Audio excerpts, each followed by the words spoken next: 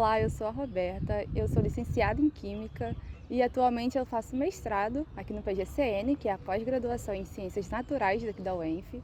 E no vídeo de hoje iremos explorar o tema dos estados físicos da matéria.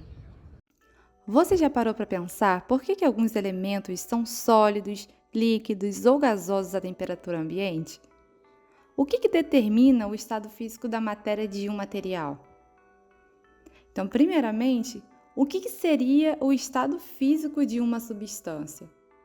Nós temos que o estado físico de uma substância é a forma como suas partículas estão organizadas. No estado sólido, as partículas possuem movimento vibracional, mas elas não possuem energia suficiente para se moverem fora das suas posições fixas, ou seja, as partículas estão organizadas e fixas, só que com pouca liberdade de movimento, e com isso elas assumem volume e forma bem definidos. Então, por exemplo, se eu colocar um cubo de gelo dentro de um copo, ele não vai ter alteração na sua forma e também não vai ter no seu volume. Esse estado físico ele pode ser dividido em sólidos cristalinos. No sólido cristalino, as suas partículas elas são organizadas seguindo um certo padrão de repetição tridimensional, o que a gente chama de cristal. Um exemplo de sólido cristalino é o cloreto de sódio, o sal de cozinha. Esse estado físico ele também pode ser dividido em sólido amorfo. Nesse tipo de sólido, as suas partículas elas estão associadas, mas com uma certa organização aleatória, e normalmente as suas partículas também são maiores. E um exemplo desse tipo de sólido amorfo é o polímero poliestireno. E temos também os nanocristais, que são estruturas ordenadas em uma escala nanométrica, como, por exemplo, o nanocristal de ácido orótico. Já no estado líquido, as partículas elas possuem energia o suficiente para se movimentar e não manter aquela posição fixa como no estado sólido, mas ainda assim não é o suficiente para elas se separarem. E nesse estado, a matéria possui volume definido, mas não uma forma definida. Sendo assim, o líquido ele assume a forma do recipiente, mas sem alterar o seu volume. No estado gasoso, as moléculas ou partículas elas estão afastadas umas das outras, possuindo uma alta energia cinética.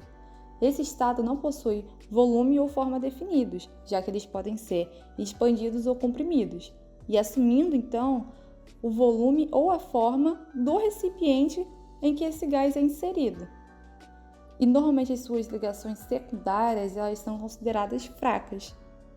E também existe o estado de vapor, onde as moléculas elas podem se encontrar na forma de um gás sem ter atingido ainda a sua temperatura crítica, ou seja, não atingiu ainda o ponto de ebulição necessário para se estar no estado gasoso, no entanto se apresenta na forma de um gás, sendo chamado de estado vapor. E um exemplo disso é um recipiente contendo água e vapor de água em equilíbrio à temperatura ambiente. Um outro estado físico é o plasma, que é um estado formado quando uma substância no estado gasoso ela é aquecida até atingir um valor tão alto que faz com que a agitação térmica molecular supere a energia de ligação que mantém os elétrons em órbita de um núcleo. E esse estado físico, o plasma, ele é um componente fundamental do Sol e também das estrelas. Cada substância tem uma temperatura de fusão e de ebulição específica, sendo que o ponto de fusão é a temperatura em que essa substância passa do estado sólido para o estado líquido. Já o ponto de ebulição é a temperatura em que a substância passa de líquido para o estado gasoso. E esses dois pontos, eles dependem das forças entre as partículas de uma substância. Então, quanto mais fortes essas forças, essas interações, mais alta será a temperatura para mudar de estado. O tamanho dos átomos, ou seja, o raio atômico, ele desempenha um papel significativo nas propriedades físicas de uma substância, especialmente em relação ao tipo de forças intermoleculares e também à disposição dos átomos nas ligações químicas. E o efeito do tamanho desse átomo, o raio atômico, no estado físico, ou seja, se o material é sólido, líquido ou gasoso, é complexo e também vai depender de como os átomos eles interagem uns com os outros em diferentes contextos. O raio atômico ele impacta diretamente as forças intermoleculares, que são as forças que agem entre as partículas, ou seja, os átomos ou moléculas de uma substância, e que vai determinar a sua estrutura e o seu estado físico. Quando temos átomos grandes, ou seja, raio atômico grande, nós temos que as forças de interação entre esses átomos ela pode ser mais distante, ou seja, a distância de ligação entre esses átomos é maior, o que pode diminuir a intensidade das interações intermoleculares diretas. Então, por exemplo, em moléculas grandes como o iodo, o átomo de iodo ele tem um grande raio atômico, o que faz com que essas moléculas elas se movam com mais liberdade, devido a essa distância de ligação entre esses átomos, o que resulta em uma substância que é sólida à temperatura ambiente, mas ela pode ser facilmente sublimada, ou seja, ela pode passar facilmente do estado sólido diretamente para o estado gasoso.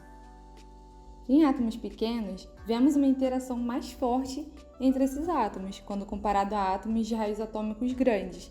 A proximidade desses átomos pequenos, ou seja, a menor distância de ligação entre esses átomos, facilita uma interação mais forte, mais intensa, como visto nas forças de Van der Waals ou nas ligações de hidrogênio, dependendo do contexto. Em átomos pequenos como o hélio, a interação entre esses átomos ela é muito fraca, portanto, esse átomo ele permanece no estado gasoso mesmo em temperaturas muito baixas.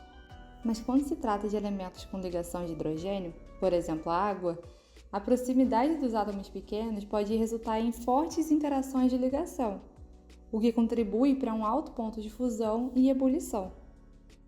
Com o conhecimento sobre interações moleculares e a sua influência nos estados físicos da matéria, é possível expandir essa compreensão para outras propriedades físicas e químicas de grande relevância industrial. Esse entendimento ele pode ser aplicado em áreas como a estabilidade de substâncias e medicamentos e desenvolvimento de materiais com características específicas na indústria. Portanto, o estado físico de um elemento em temperatura ambiente é o resultado de uma combinação de propriedades físicas e químicas da matéria, como o ponto de fusão, o ponto de ebulição, as forças das ligações intermoleculares e o raio atômico de uma substância. Então agora, da próxima vez que você vê uma substância, você vai entender um pouco mais sobre os fatores que precedem o seu estado físico. Se você gostou desse tipo de conteúdo, não deixe de deixar o seu like e seguir o nosso canal no YouTube.